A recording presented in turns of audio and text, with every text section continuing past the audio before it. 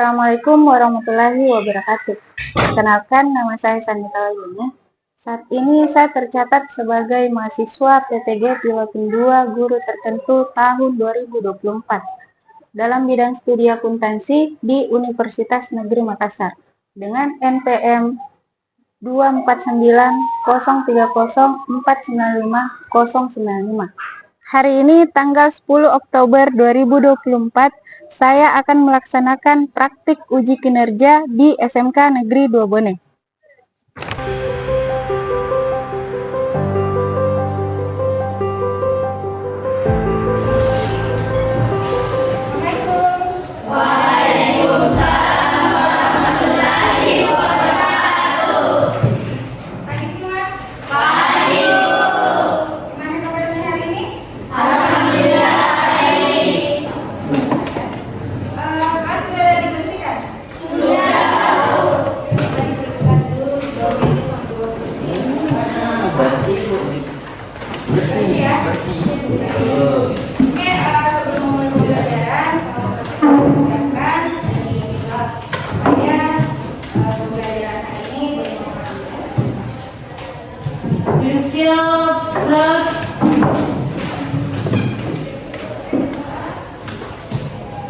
Salam kepada Ibu Guru. Assalamualaikum warahmatullahi wabarakatuh. Sebelum kita mulai pembelajaran pada hari ini, marilah kita membaca doa bersama-sama. Doa mulai.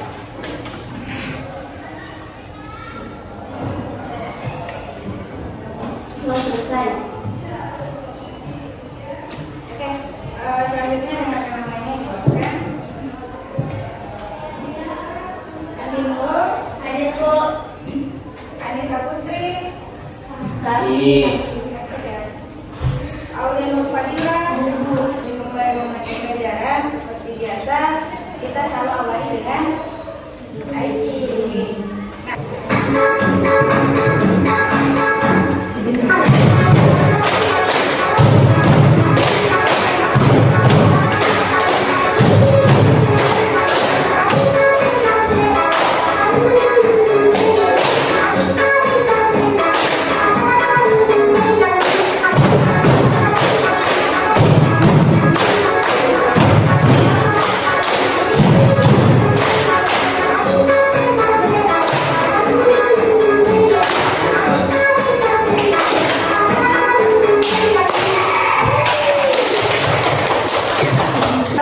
Jadi sudah siap semua untuk belajar? Siap. Buku sama pulpen sudah disediakan? Sudah. Sudah. Nah, jadi untuk pertemuan kali ini kita akan membahas materi tentang prinsip-prinsip etika profesi dalam bidang akuntansi dan keuangan. Namun sebelumnya, sebelum kita mempelajari atau membahas materi ini terlebih lanjut, ada beberapa hal yang harus kalian perlu ketahui, di mana yang pertama adalah tujuan pembelajarannya. Ya, jadi tujuan pembelajaran kita pada hari ini, yaitu yang pertama, peserta didik mampu menjelaskan prinsip-prinsip etika profesi dalam bidang akuntansi dan keuangan. Yang kedua, peserta didik mampu memberikan contoh nyata penerapan dan pelanggaran etika profesi dalam bidang akuntansi dan keuangan. Lalu kemudian untuk pembelajaran kali ini ibu akan menerapkan model dan metode pembelajaran. Untuk model pembelajarannya ibu akan menggunakan problem based learning atau pembelajaran berbasis masalah. Untuk metode pembelajarannya ibu akan menggunakan studi kasus dan diskusi kelompok. Ya, ada langkah pembelajarannya nantinya akan ada tanya jawab, nonton video pembelajaran, lalu kemudian pembentukan kelompok, pembagian LKPD, pengerjaan LKPD, lalu kemudian diskusi kelompok, dan terakhir adalah presentasi. Ya, untuk penilaiannya nantinya akan ada penilaian pengetahuan, keterampilan, dan juga sikap. Untuk penilaian pengetahuannya Ibu akan menilai dari hasil LKPD yang anak nantinya kerjakan. Kemudian untuk penilaian keterampilannya, nantinya Ibu akan nilai dari diskusi kelompok dan pada saat anak presentasi di depan kelas. Ya, jadi untuk penilaian sikap itu Ibu akan nilai berdasarkan observasi atau hasil pengamatan Ibu selama pembelajaran berlangsung. Ya. Jadi materi tentang etika profesi dalam bidang akuntansi dan keuangan. Sebenarnya materi ini masih berkaitan dengan pembelajaran kita sebelumnya. Ada yang masih ingat materi pembelajaran yang sudah kalian yang sudah kita bahas minggu lalu? Ya.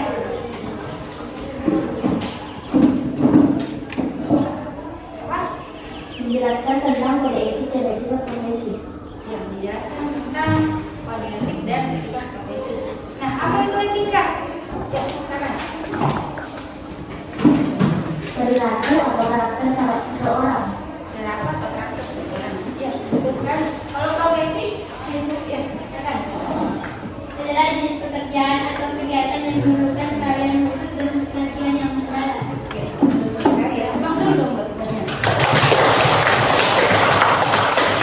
Nah, sebagai langkah awal atau asesmen awal, Ibu akan memutar video sebelum kita membahas materi tentang prinsip-prinsip etika profesi dalam bidang akuntansi dan keuangan. Mas, Jadi baru di sini. Salam kenal, Mas. Mas, tadi kata manajer saya disuruh berdiri, Mas. Saya bantu apa ya? Mas, Mas,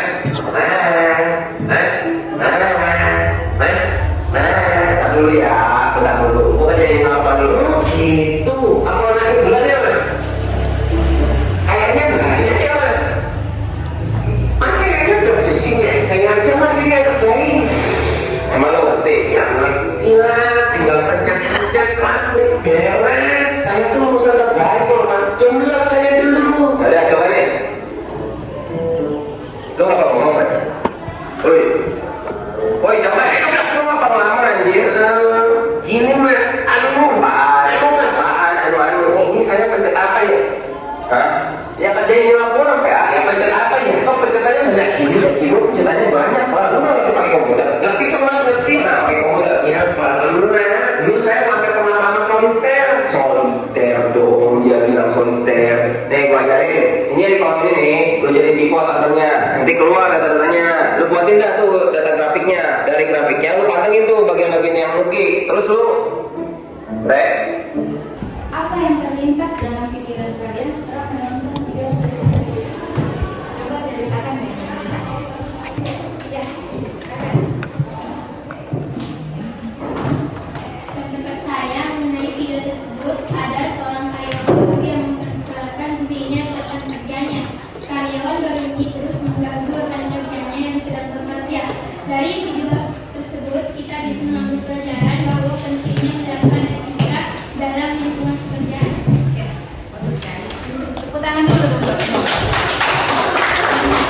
Apa yang kalian ceritakan tadi, atau apa yang kalian sampaikan tadi, semuanya sudah benar semua. Karena kita melihat dari video di atas, bahwasannya dalam video di atas menceritakan seorang karyawan baru yang berusaha berbicara dengan rekan kerjanya dengan menawarkan bantuan. Akan tetapi situasi atau kondisi yang pada saat dia mencoba berbicara atau membantu temannya suatu hal yang salah, karena temannya kita lihat pada video tersebut lagi mengerjakan laporan penting perusahaan. Ya, dari video tersebut kita dapat mengambil bahwasannya situasi dan kondisi kita sebagai karyawan harus memahami. Karena kenapa mengganggu orang lain yang sedang bekerja merupakan salah satu hal yang tidak baik atau bisa dikatakan pelanggaran etika.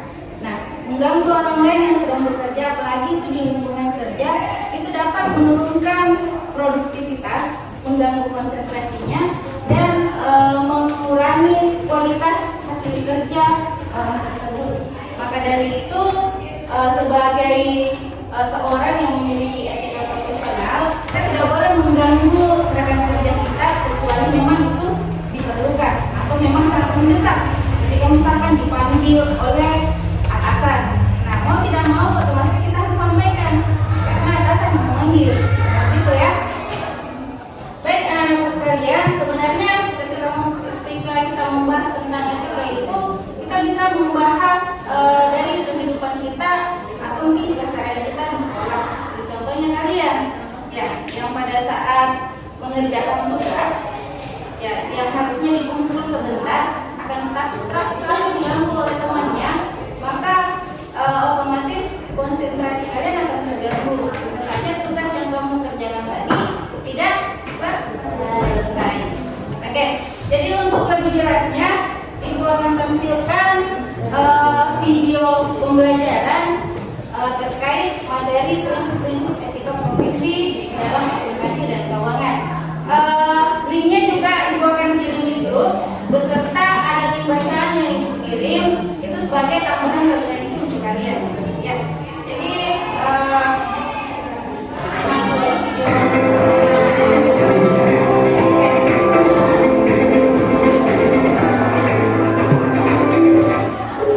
Assalamualaikum warahmatullahi wabarakatuh. Baik, pada video kali ini kita akan membahas tentang prinsip-prinsip etika profesi dalam akuntansi dan keuangan.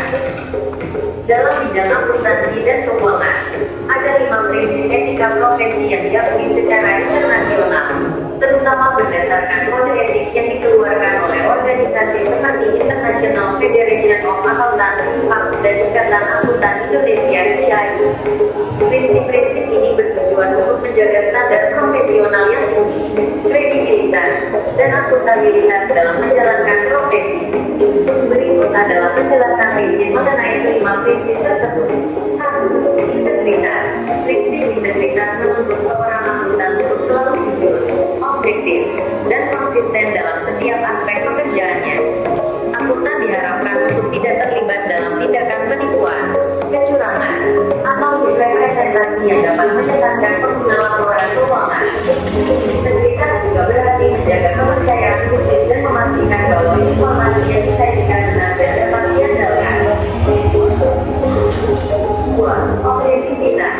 Objektivitas berarti seorang akuntan harus bebas dari bias, benturan kepentingan, dan pengaruh dari pihak lain yang dapat mempengaruhi pengambilan keputusan.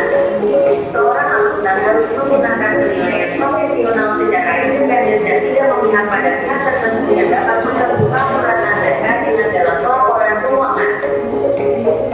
Dari video pembelajaran di atas terkait tentang penjelasan prinsip-prinsip etika profesi dalam bidang akuntansi dan keuangan, mungkin ada yang mau ditanyakan atau ada hal atau materi yang belum dipahami? Silakan ditanyakan.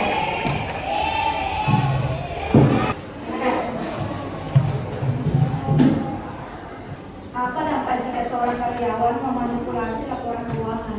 Apa dampak seorang karyawan jika memanipulasi laporan keuangan? Ya, dampaknya banyak ya, karena itu termasuk dampak pelanggaran etika. Ya, salah satunya bisa berdampak bagi perusahaan, bisa berdampak bagi orang yang melakukan pelanggaran atau yang memanipulasi keuangan. Yang pertama, apa dampaknya? Bisa saja orang yang memanipulasi keuangan ini kehilangan pekerjaan. Ya, itu salah satu dampak besarnya ya. Kita otomatis pasti akan kehilangan pekerjaan. Karena ketika terbongkar, pasti kita akan dipecat. Itu yang pertama. Yang kedua, dampaknya hilangnya kepercayaan publik. Yang artinya kepercayaan dari perusahaan, kepercayaan dari investor atau para klien, perusahaan-perusahaan lain. Itu salah satu juga dampaknya. Yang kedua, ya, yang selanjutnya dampak hukum. Ya, bisa saja nantinya kita kena hukum atau sanksi hukum, lalu kemudian sanksi pidana dan sanksi denda. Ya, dengan memanipulasi data otomatis kan bagi perusahaan dampaknya adalah kebangkrutan. Ya, bisa saja kita akan mendapatkan sanksi membayar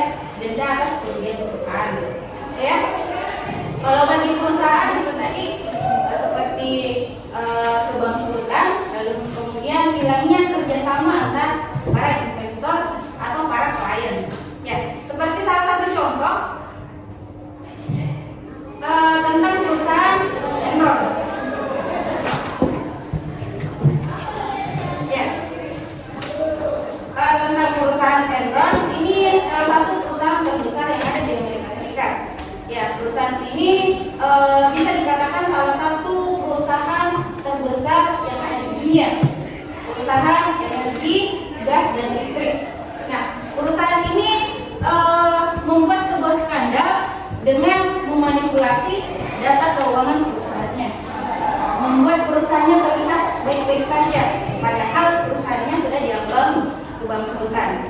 Ya, dengan skandal tersebut apa yang terjadi atau apa akibat yang ditimbulkan dari skandal tersebut?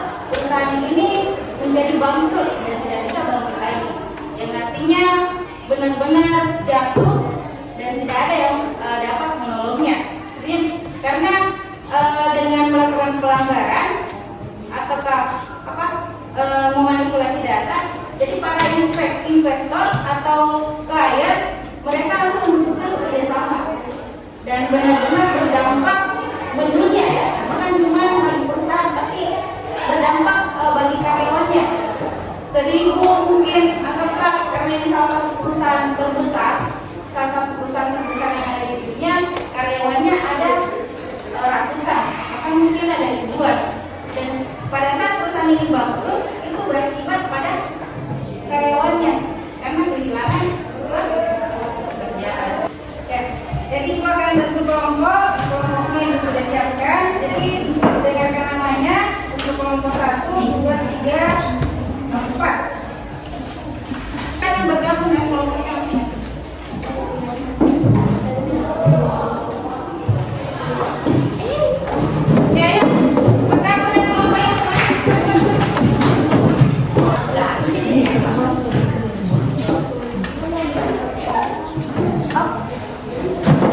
Jadi APBD-nya Ibu sudah berikan, silakan baca petunjuknya sebelum dikerjakan.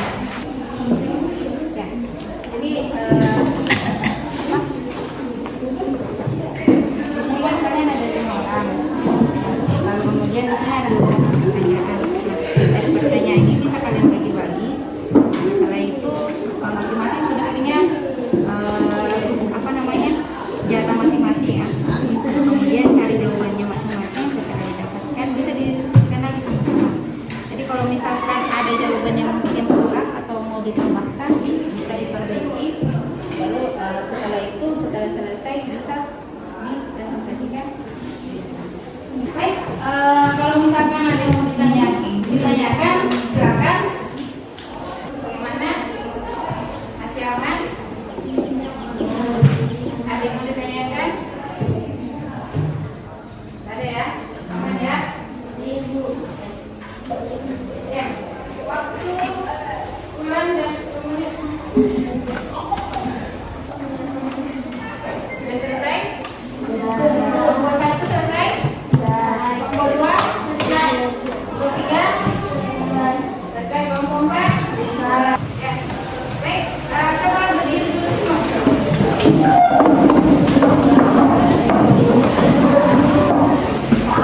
Saya kirim dulu ya. Semua. Cinta. Cinta kecil, cinta sedang, cinta besar, cinta kamu. Tepuk tangan dulu dong.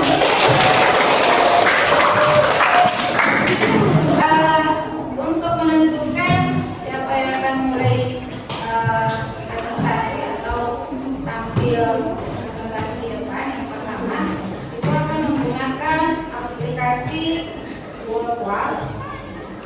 Itu sudah disiapkan.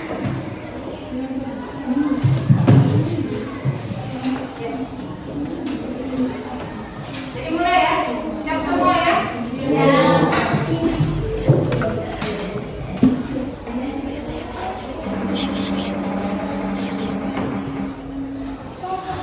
Ya, kelompok 1. Yang pertama akan presentasikan hasil diskusi kelompoknya bersama temannya. Silakan. Baik, bismillahirrahmanirrahim. Assalamualaikum warahmatullahi wabarakatuh. Waalaikumsalam warahmatullahi wabarakatuh.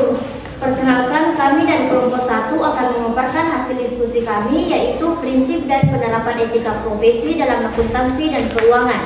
Sebelumnya, kami akan memperkenalkan nama terlebih dahulu. Perkenalkan, nama saya Sufianur selaku moderator. Saya Maksan sebagai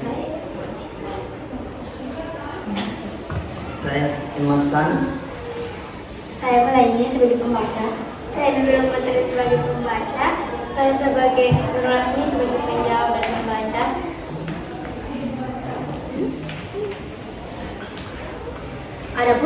presentasi kami yaitu pemaparan materi, sesi tanya jawab di mana satu pertanyaan satu kelompok, dan kesimpulan. Baik, untuk mengefisienkan waktu, saya persilahkan kepada teman saya untuk membacakan materi tersebut. 1. Integritas. Pada kasus 1, Ibu Rina seharusnya menjaga integritas dan melaporkan kesalahan yang dilakukan.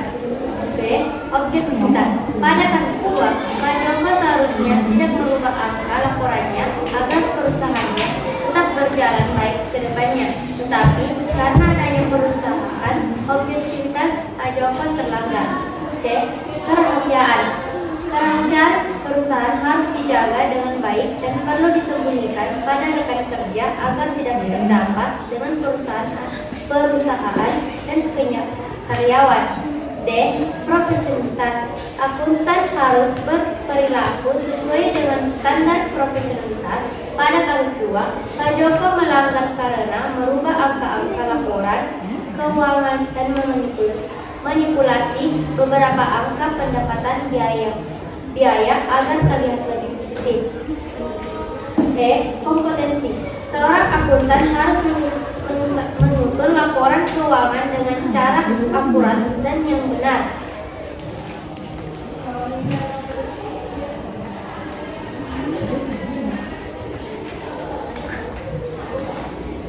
Yang 2. Mengapa prinsip-prinsip ini penting dalam menjaga kredibilitas seseorang akuntan? Karena apabila melakukan pelanggaran prinsip-prinsip ini, dampaknya sangat buruk dalam perusahaan maupun dengan rekan-rekannya. 2. Penerapan dan pelanggaran etika profesi.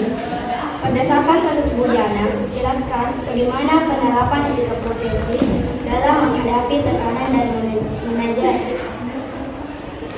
Penerapan etika. Berdasarkan kasus Ibu Diana, berhadapan dengan dilema etis, meskipun diminta untuk tidak melakukan kesalahan transaksi, tetapi penerapan prinsip etika integritas mengharuskan Ibu Diana untuk melakukan transaksi dengan jujur. Kepatuhan etika ini mencerminkan kepatuhannya pada standar profesi meski ada tekanan dari manajemen. Bagian 2. Dari kasus Pak Joko, jelaskan bentuk pelanggaran etika profesi yang terjadi dan dampaknya terhadap kredibilitas perusahaan serta akuntan tersebut.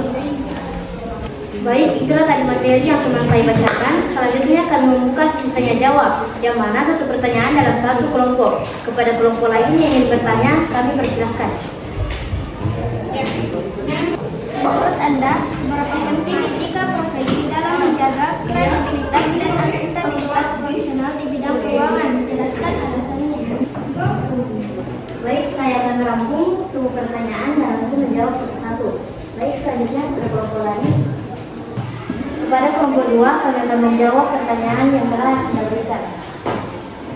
Kredibilitas adalah hal utama yang menjadi kepercayaan dari berbagai pihak, seperti investor, pemerintah, dan masyarakat.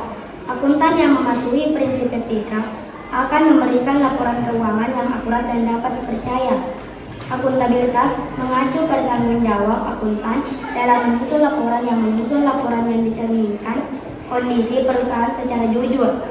Kepercayaan publik. Etika profesi membantu menjaga kepercayaan publik terhadap profesi akuntansi. Jika pelanggaran etika sering terjadi, profesi akuntansi akan kehilangan kepercayaan dan kredibilitas di mata masyarakat. Baik, apakah kelompok 2 akan menerima jawaban atau ingin memberikan sedikit masukan? Baik, terima kasih atas pertanyaan yang telah diberikan. Selanjutnya saya akan membacakan kesimpulan materi dari kelompok kami. Setelah mempelajari studi kasus dan menjawab pertanyaan, penting untuk disampaikan bahwa 1. Etika profesi dalam akuntansi dan keuangan sangat penting dalam menjaga kepercayaan dari semua pemangku kepentingan. 2. Pelanggaran etika tidak hanya merugikan perusahaan, tetapi juga merusak reputasi akuntan dan kepercayaan publik terhadap profesi akuntansi. Baik, terima kasih atas perhatian dan pertanyaan yang telah Anda berikan. Mohon maaf apabila ada kesalahan saat bertutur kata. Saya akhiri dengan ucapan Alhamdulillahirrabbilalamin. Wassalamualaikum warahmatullahi wabarakatuh. Waalaikumsalam warahmatullahi wabarakatuh. Tepuk tangan dulu dong buat temannya.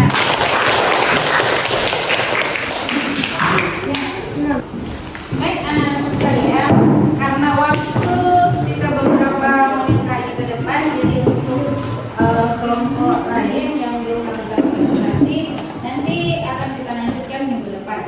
Ya. Jadi dari hasil pembelajaran kita pada hari ini, kita dapat menyimpulkan sama-sama bahwa penerapan etika dalam akuntansi seperti integritas, objektivitas, dan kerahasiaan sangat penting untuk menjaga kepercayaan publik dan akuntabilitas laporan keuangan. Akuntan wajib memenuhi standar profesional untuk memastikan transparansi dan keakuratan informasi. Pelanggaran etika seperti manipulasi data, laporan keuangan, atau konflik kepentingan dapat menyebabkan kerugian finansial, kerusakan reputasi, serta sanksi hukum seperti yang terlihat pada kasus Enron. Oleh karena itu, penerapan etika yang benar menjadi kunci dalam menjaga kredibilitas profesional dan akuntansi. Ya, rekan-rekanku sekalian, sebelum Ibu akhiri proses pembelajaran kita pada hari ini, bagaimana pembelajaran kita hari ini? Apakah menyenangkan? Menyenangkan ya, alhamdulillah. Nah, selanjutnya siapa yang mau merefleksikan bagaimana kamu menerapkan prinsip integritas dan transparansi dalam kehidupan sehari-hari? Ya, silakan. Integritas. Saya selalu berusaha untuk jujur dalam setiap tindakan, baik dalam menyelesaikan tugas sekolah maupun dalam interaksi sehari-hari dengan teman dan keluarga. Misalnya, saya tidak akan mencontek saat ujian dan selalu mengakui kesalahan jika saya melakukan sesuatu yang salah. Transparansi, saya akan terbuka tentang masalah yang saya hadapi dan tidak menyembunyikan informasi penting. Di lingkungan sekolah, saya berusaha jujur dalam setiap laporan atau tugas yang saya buat. Di rumah, saya selalu berkomunikasi secara jujur dengan anggota keluarga sehingga mereka tahu apa yang sedang saya lakukan atau rencanakan. Ya, tepuk tangan dulu.